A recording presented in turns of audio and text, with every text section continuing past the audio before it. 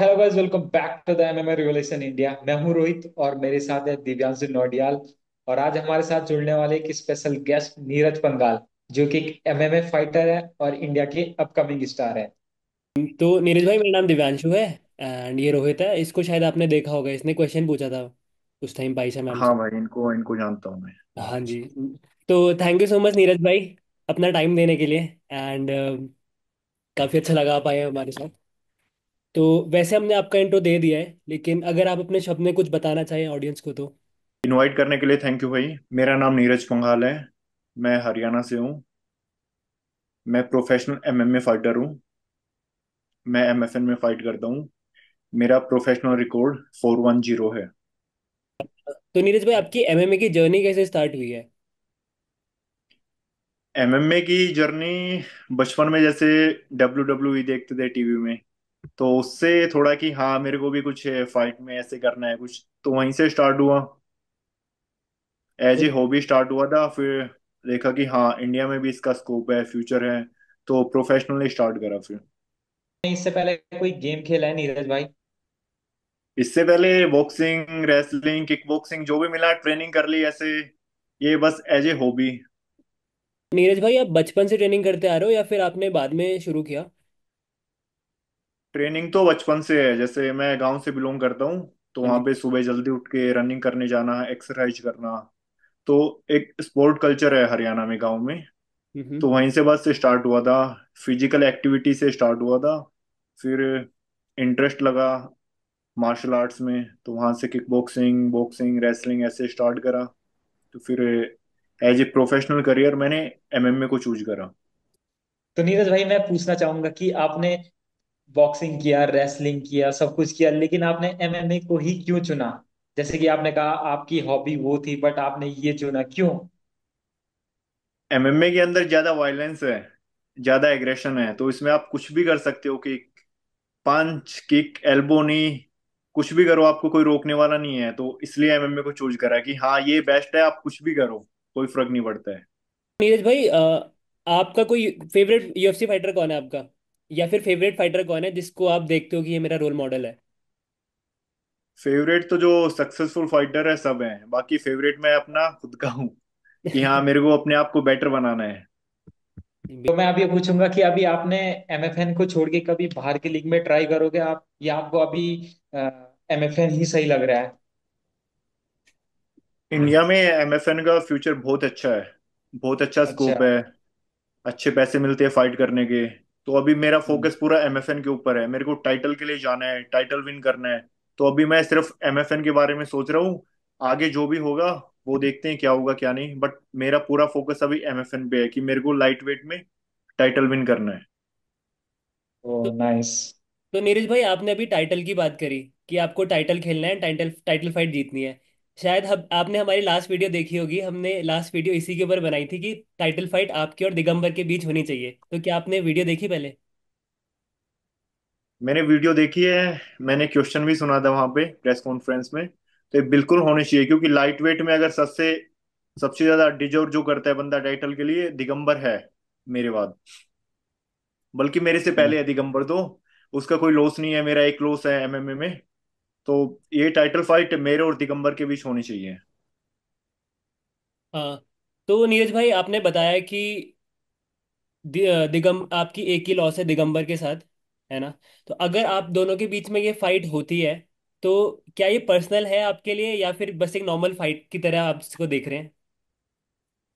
Personal ये है कि हाँ मेरे को अपने आप को और इम्प्रूव करना है, क्योंकि दिगंबर बहुत अच्छा फाइटर है।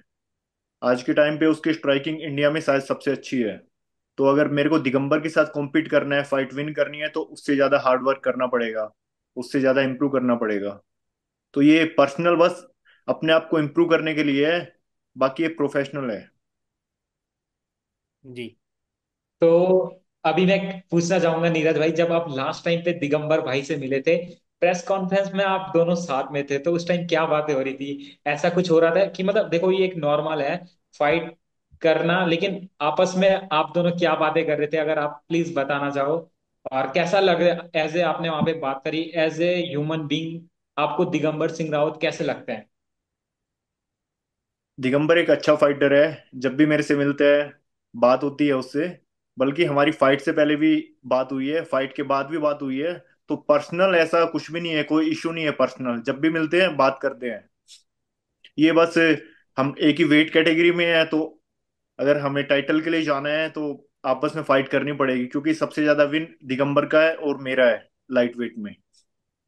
नीरज भाई, अभी हमने रिसेंटली आपकी एक वीडियो अपलोड करी थी शॉर्ट में, जिसमें आप पैडिंग कर रहे थे।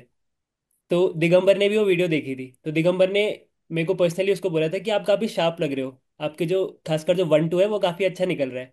तो इस चीज़ पे आपका क्या ओपिनियन है?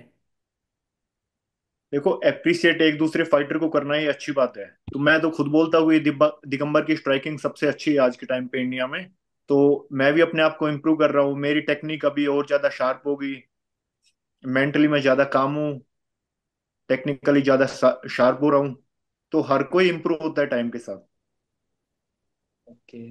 तो नीरज भाई, अब मेरा आपसे सवाल है कि अभी आप ट्रेनिंग कहाँ पे करते हो, और वहां पे क्यों करते हो? मतलब जहाँ पे आप करते हो वहां पे क्या रीजन है? मैं बाली एमएमए में ट्रेनिंग करता हूँ अभी। बाली एमएमए में यहाँ पे सब चीजें एक फाइटर को एक साथ मिल जाती है, कि आपको स्ट्राइकिंग कोच है, रेसलिंग कोच है, अच्छा। बीजेजे कोच है, स्ट्रेंथ एंड कंडीशनिंग कोच है।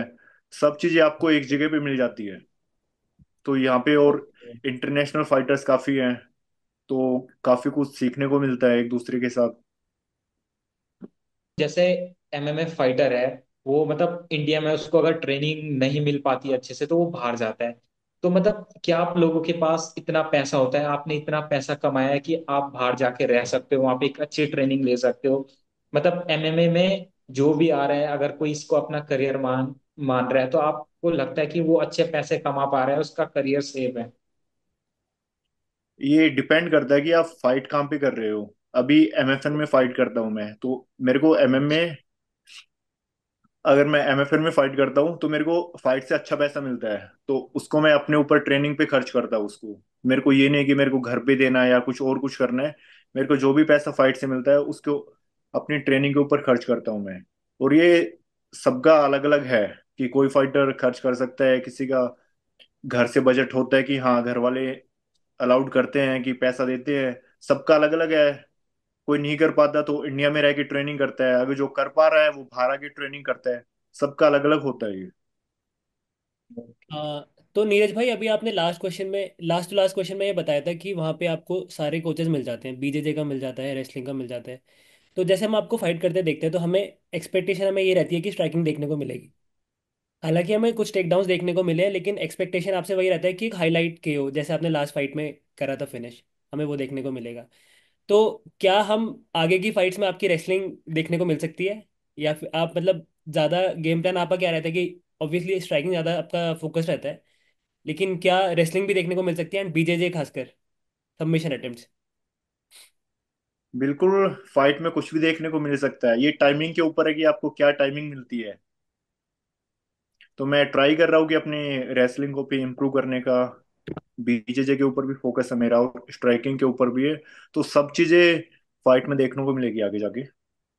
जी। और इससे रिलेटेड एक और सवाल, कि अब तो इंडियन जिम जो एमएमए जिम्स हैं वो भी काफ़ी अच्छा ग्रो कर रहे हैं, एंड काफ़ी अच्छी ट्रेनिंग आपको इंडिया में भी मिल रही है।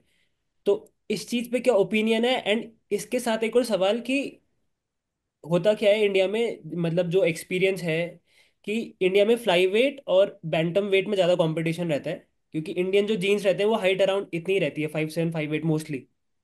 तो इसमें आपको ज़्यादा कंपटीशन मिलता है। तो लाइट वेट में आई थिंक इतना कंपटीशन नहीं है, शायद इस वजह से आप बाहर गए हो। लाइट वेट में कंपटीशन है। मैंने सबसे पहले जब एमएफएन की जर्नी स्टार्ट करी तो एमएफएन कंटेंडर्स में मैंने पार्टिसिपेट करा था नेशनल चैंपियनशिप में। तो वहां पे 2 दिन के अंदर मेरी 5 फाइट हुई थी। तो ऐसा नहीं है कि लाइट वेट में कंपटीशन नहीं है। बट अगर आप प्रो कैटेगरी में देखोगे तो उसमें बंदे एक जिम में कम बंदे मिलते हैं। इंडिया में ये नहीं है कि लाइट वेट में लोग कम है, बट एक जिम में आपको कम फाइटर देखने को मिलेंगे। तो ये चीज होती है कि हाँ मेरे को अपने वेट के अकॉर्डिंग ट्रेनिंग करनी है। तो मैं वहां प्रेफर करता हूँ कि हाँ मेरे को ज्यादा ट्रेनिंग पार्टनर मिले।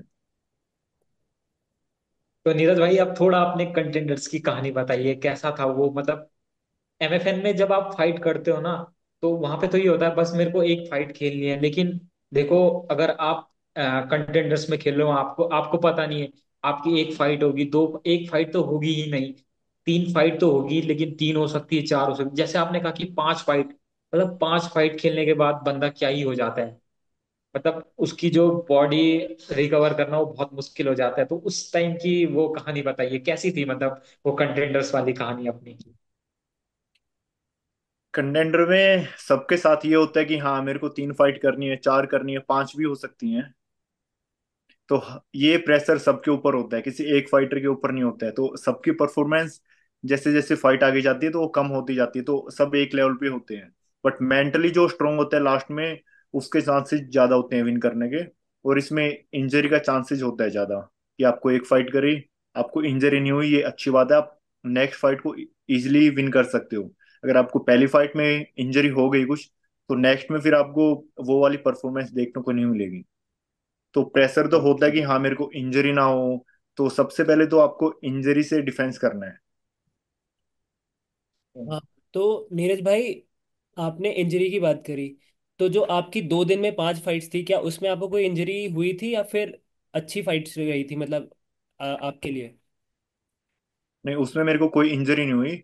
मैंने वहाँ किसी फाइट में कोई जल्दबाजी करने की या नॉकआउट करने की ट्राई नहीं करी, मैं सेफली फाइट करा मैंने उसमें। तो उसमें सिर्फ मेरी सेकंड फाइट फिनिश हुई थी नॉकआउट से। बाकी पूरी फाइट मेरी 3 राउंड गई थी। तो बहुत आराम से मैंने, बहुत कामली, कि हाँ इंजरी से भी देखते हुए पूरा पॉइंट्स लेने की मैंने ट्राई करी ज्यादा। ठीक है। एंड नीरज भाई, ये स्पोर्ट ऐसा है कि इसमें हमें, जैसा आपने बताया कि इंजरीज बहुत देखने को मिलती हैं, राइट? तो क्या आज तक आपकी कोई ऐसी इंजरी हुई है जिससे मतलब आपको ट्रेनिंग में थोड़ा ब्रेक लेना पड़े, या फिर फाइट से पहले कोई इंजरी हुई है कि इंजरी के साथ आपको फाइट करनी पड़ी हो प्रो में?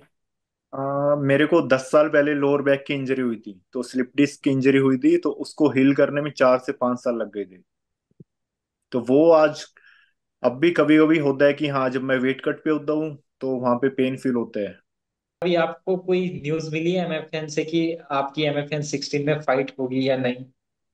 ऐसा कुछ, मतलब मैं ये नहीं बोलूंगा कि आप पूरा बताइए, लेकिन ऐसा हिंट मिले कि आपकी फाइट हो सकती है। MFN 16 में फाइट हो सकती है, क्योंकि मैंने लास्ट फाइट में नॉकआउट किया है।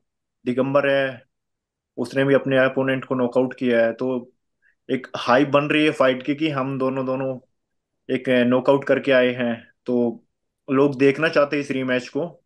तो हो सकता है कि हाँ MFN 16 में हमारी फाइट हो। तो मैं उसके लिए ऑलरेडी प्रिपरेशन कर रहा हूँ, कि हाँ अगर मेरे को चांस मिला तो मैं रेडी हूँ कभी भी। हाँ।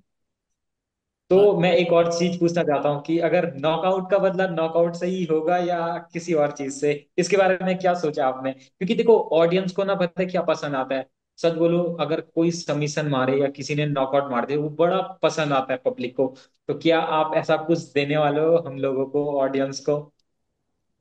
देखो हर फाइटर चाहता है कि अच्छा फिनिश दे फाइट को, कि नॉकआउट हो, टीके हो, या सबमिशन से फिनिश हो, तो वो सबको देखने में भी अच्छा लगता है। बट फाइट के अंदर आप कुछ नहीं बोल सकते, आप प्लान कुछ करके जाते हो और अंदर कुछ और हो जाता है। टाइमिंग के ऊपर भी होता है कि हाँ सामने वाले ने मिस्टेक करी, वहां पे आपने उसका फायदा उठाया और नॉकआउट कर दिया या सबमिशन ले लिया। फाइट के अंदर कुछ भी हो सकता है, बट हर फाइटर चाहता है कि वो नॉकआउट से फाइट जीते। तो मैं भी चाहता हूँ कि हाँ मेरा शो अच्छा जाए, लोगों को पसंद आए, तो मैं ट्राई करता हूँ कि हाँ फाइट फिनिश हो। अगला क्वेश्चन आपसे ये था कि आपकी फाइट्स में हमने बहुत सारे नॉकआउट देखने, एक एक ओवेस के साथ आपकी फाइट थी जो डिसीजन गई थी। आकिब के साथ भी आकिब के साथ क्या डिसीजन था, सॉरी मैं भूल गया उसका।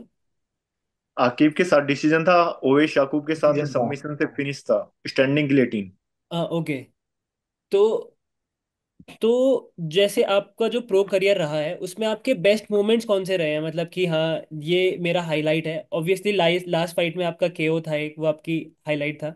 उसके अलावा या फिर कोई ऐसे मोमेंट्स आपके करियर में?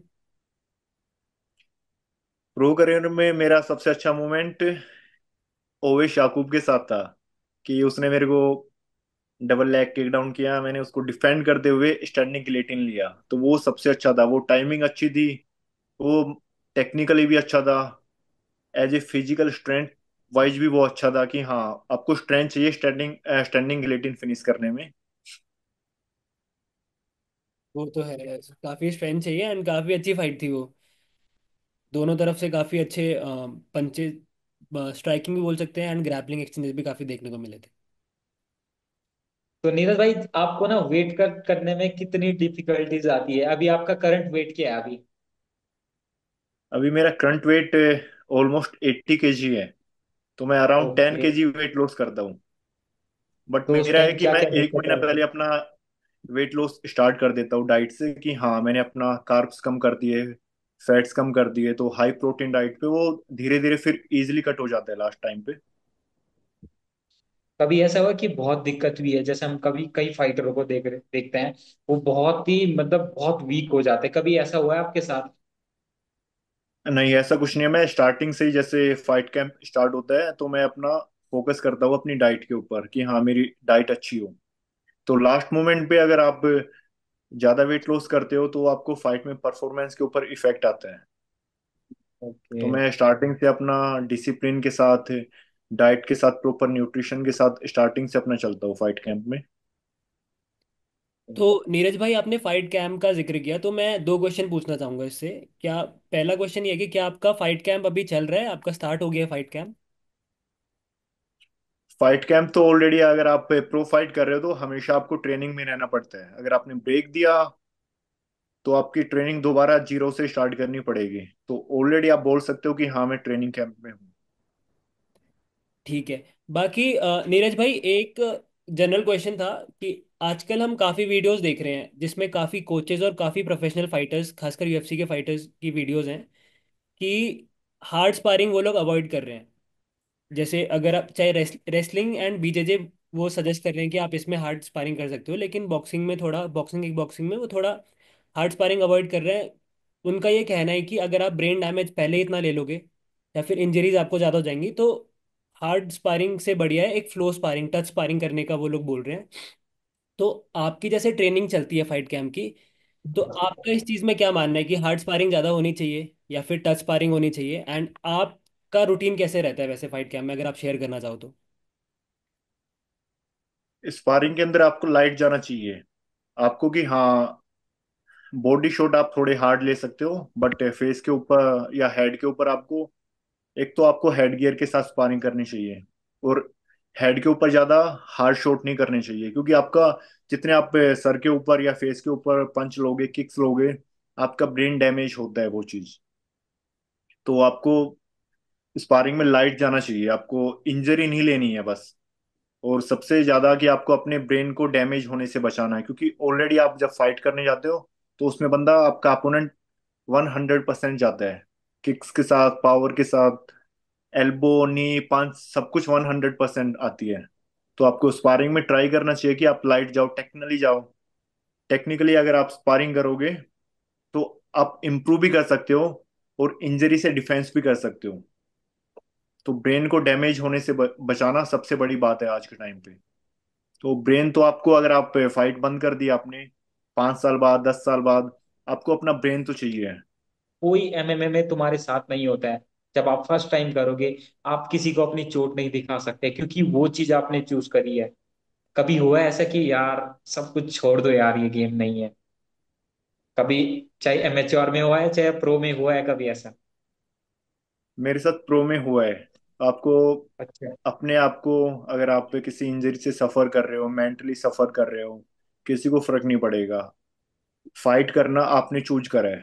तो अगर आपको इंजरी हुई है तो आपको खुद से, अपने आप से हील करनी पड़ेगी। आप किसी को नहीं बता सकते। आप किसी को बताओगे तो बंदा क्या बोलेगा कि हाँ चलो ठीक है, रेस्ट करो, रिकवर हो जाओगे।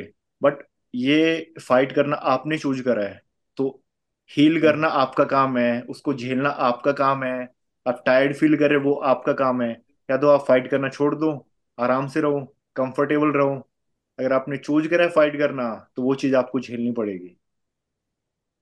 ये आपकी चॉइस है। नीरज भाई, वैसे एक एक क्वेश्चन आपके इस आंसर से मेरे को ध्यान आया कि आपने बोला था कि मेरा मन किया था एक बार क्विट करने का, सब कुछ छोड़ने का।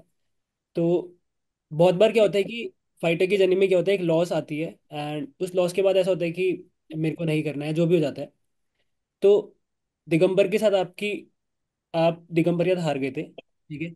हालांकि वो फाइट में एक मोमेंट ऐसा था कि दिगंबर हिल गया था एक टाइम पे जब आपने मारा था। एंड आपने ये आपने लास्ट इंटरव्यू में भी बोला है आपने कि वो हिल गया था एंड आपको लगा था कि वो हिल गया है, तो आप भी एग्रेसिव हो गए एंड लेकिन उसने फिर अच्छा कमबैक, अच्छी रिकवरी करी एंड देन कमबैक हो गया, फिर फाइट का रिजल्ट हुआ कि वो जीत गया। तो मेरा क्वेश्चन ये है कि बहुत बार ऐसा होता है कि लॉस हो जाती है, तो उसके बाद आपने कमबैक बहुत अच्छा किया है। दो फाइट आप जीते हो लगातार उसके बाद, और लास्ट फाइट तो बहुत अच्छे से। तो मतलब एक माइंडसेट कैसे आप बनाते हो ये हारने के बाद, कि क्योंकि बहुत लोगों को काम भी आएगी एडवाइस आपकी, कि हारने के बाद मतलब एक कमबैक करना है तो कैसे करना है। देखो, विन और लॉस गेम का पार्ट है। आप विन भी करोगे, आप लॉस भी करोगे। फाइट के अंदर कुछ भी हो सकता है, कि आप फाइट जीत रहे हो, कि अपनी गलती से आप फाइट हार गए, या नॉकआउट हो गए। कुछ भी हो सकता है फाइट के अंदर, कुछ नहीं कह सकते। बट हाँ, अगर आपको हार्ड वर्क करना है, आपको विन करना है, आपको कंटिन्यू डिसिप्लिन आपको रहना पड़ेगा। तो आपको हार्ड वर्क करना पड़ेगा, अपने माइंड को प्रिपेयर करना पड़ेगा कि मैं विन करूं या मैं लॉस करूं, बट मैं कंटिन्यू करूंगा, मैं मेरे को फाइट करनी है। तो उसको दिमाग से निकालना चाहिए कि हाँ, मेरा विन हो गया, मेरा लॉस हो गया। तो वो चीज आप अगर इमोशंस को दूर रखोगे, तो आप ऊपर तक जा सकते हो। अगर आप इमोशंस में आगे कि हाँ, मेरा विन हो गया, अब बड़ा फाइटर हो गया मैं, मेरे को ट्रेनिंग की जरूरत नहीं है, मैं आराम से ट्रेनिंग करूंगा, कंफर्टेबल होकर ट्रेनिंग करूंगा, तो नेक्स्ट फाइट हो सकता है कि आप हार जाओ। तो इमोशंस को आपको दूर करना है, और अपना हार्ड वर्क करना है, डिसिप्लिन रहना है, फोकस करना है कि हाँ, मेरे को ऊपर तक जाना है। ठीक है। तो नीरज भाई एक क्वेश्चन और। आप पहले एमएफएन आप जो पहला एमएफएन कंटेंडेंस था, आप उसको जीत के आपका कॉन्ट्रैक्ट मिला था आपका एमएफएन का।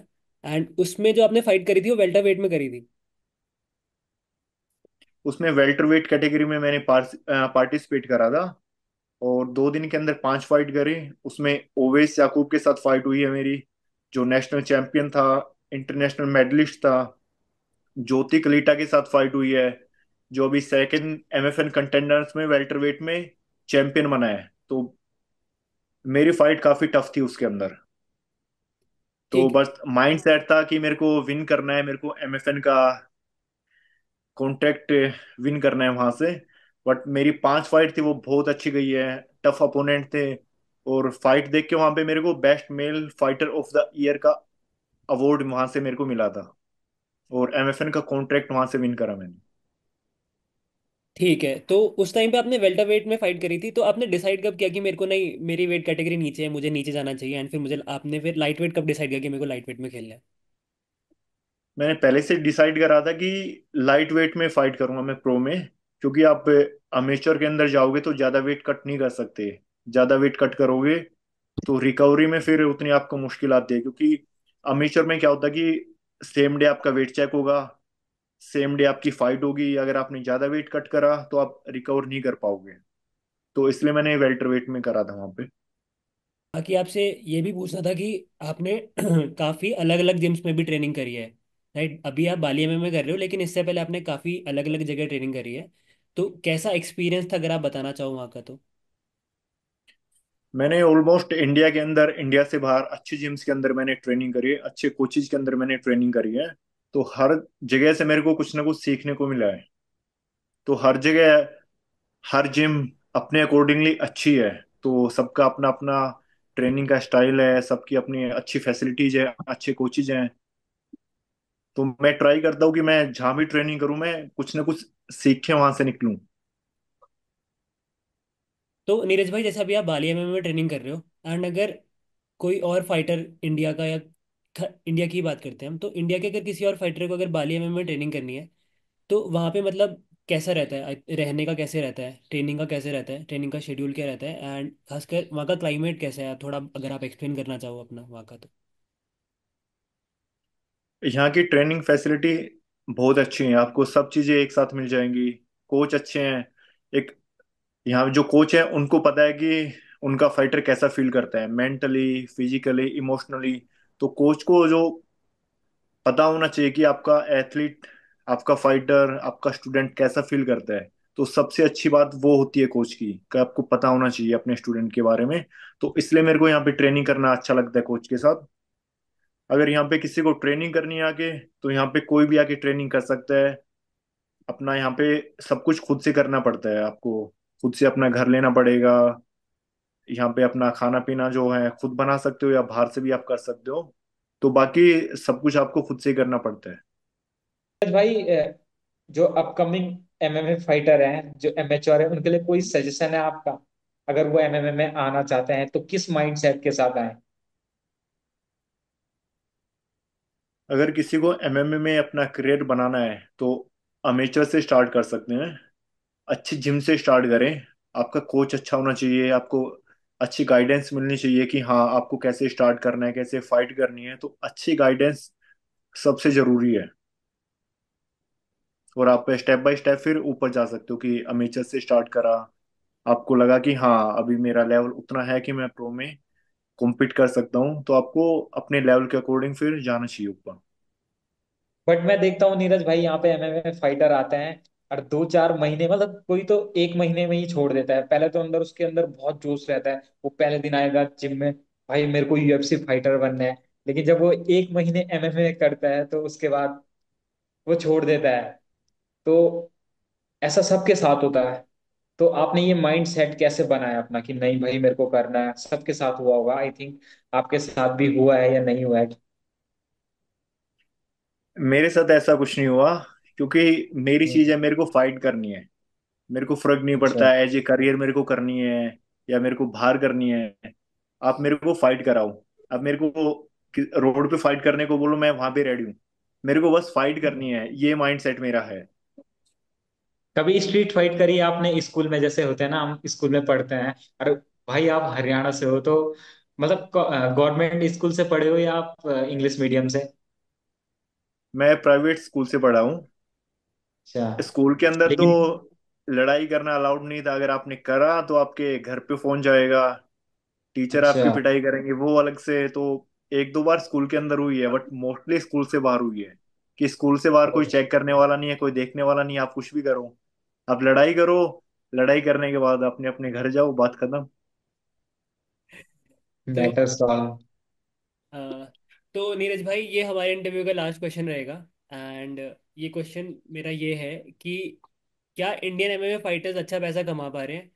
एंड मतलब सारे, क्योंकि जो लोग अभी स्टार्ट कर रहे हैं इस जर्नी को, जो लोग इस फील्ड को देख रहे हैं कि हाँ हम इसमें अपना करियर सेटल करना चाह रहे हैं, तो क्या वो इस फील्ड में अपना फ्यूचर देख सकते हैं? क्या वो इतना अर्न कर पाएंगे इस फील्ड में? आपका क्या ओपिनियन है इस चीज़ को लेके कि क्या इस फील्ड में इतने चांसेस हैं उन लोगों के लिए? एंड क्योंकि डेंजरस स्पोर्ट है, राइट? इंजरीज वगैरह के बहुत सारे चांसेस है, बहुत कुछ ऊपर नीचे हो सकता है। तो आपके हिसाब से क्या कहना है आपका उन लोगों के लिए जो इस फील्ड को एज अ करियर ऑप्ट करना चाह रहे हैं? अगर एमएमए में करियर बनाना है तो आपको टाइम देना पड़ेगा। कि ये नहीं कि आपने बीच में गिव अप कर दिया, आपको इंजरी हो गई, गिव अप कर दिया, फाइट नहीं मिल रही अच्छी जगह पे, गिव अप कर दिया। आपको गिव अप नहीं करना है, आपको टाइम देना पड़ेगा। तो पैसा भी आप अच्छा कमा पाओगे, अपना नाम भी अच्छा कमा पाओगे, बट आपको टाइम देना पड़ेगा। और इंडिया के फाइटर्स को इंटरनेशनल लेवल पे फाइट मिल रही है। आपने भी देखा कि बहुत सारे अलग प्लेटफॉर्म है जो ऑर्गेनाइजेशंस है एमएमए की, उसमें इंडियंस फाइटर्स जाके फाइट कर रहे हैं। तो आप अच्छा करो, आप ट्रेनिंग करो, आपको फाइट्स मिलेंगी, आप अच्छा पैसा कमाओगे, बट आपको टाइम देना पड़ेगा, आपको हार्ड वर्क करना पड़ेगा। तो नीरज भाई, एक क्वेश्चन और ध्यान आया, सॉरी आपका टाइम ज़्यादा ले रहे हैं। तो बहुत सारे सारे फाइटर्स का गोल मोस्टली यही होता है कि यूएफसी में खेलना है, तो आपका भी क्या गोल यही है?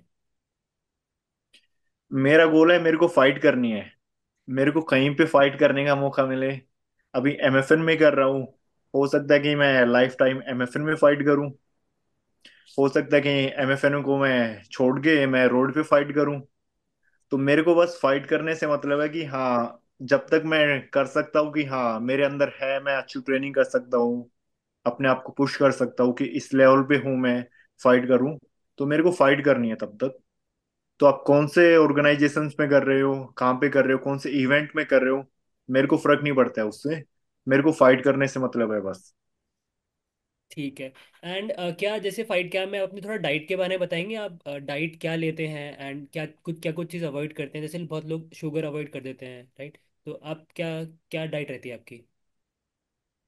डाइट देखो, आपको बैलेंस बना के चलना पड़ेगा कि आपकी डाइट में हाई प्रोटीन डाइट है, फैट्स हैं, कार्ब्स हैं, सब चीज़ें आपको एक प्रॉपर तरीके से लेनी पड़ेगी। ये नहीं कि आप एक चीज़ ज़्यादा ले रहे हो, एक कम ले रहे हो। तो आपको बैलेंस बनाना पड़ेगा सब चीज़ों में। और ट्राई करो कि आप हेल्दी फूड खाओ, घर का बना हुआ खाओ। तो वो आपके लिए ज़्यादा बेनिफिट करेगा, आपको ज़्यादा फायदा देगा। नीरज भाई, थैंक यू सो मच आने के लिए। एंड बहुत अच्छा लगा आप आए। हमारा भी फर्स्ट टाइम था, तो आई होप चीज़ें आपको पसंद आई, बोरिंग ना हुई हो आपके लिए। एंड थोड़ा ऊपर नीचे हो गया तो उसके लिए सॉरी, है ना। नहीं भाई, थैंक यू फॉर इनवाइटिंग।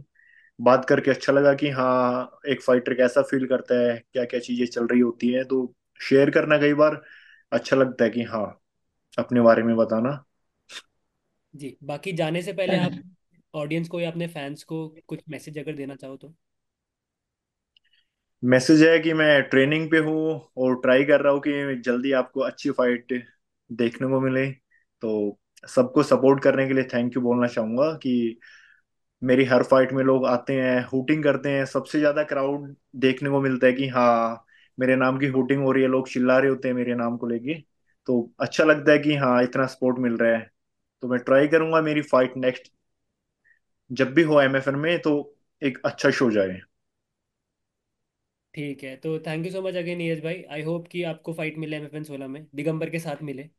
ठीक है, अच्छी फाइट हमको देखने को मिले, क्योंकि इंडियन एमएमए के लिए बहुत अच्छी फाइट होगी कि टाइटल फाइट अगर दो इंडियन फाइटर्स कर रहे हैं, रादर देन कि एक इंडियन का फाइटर और एक बाहर का फाइटर कर रहे हैं, है ना। तो again thank you so much for coming, and बहुत अच्छा लगा आपसे बात करके। थैंक यू सो मच भाई।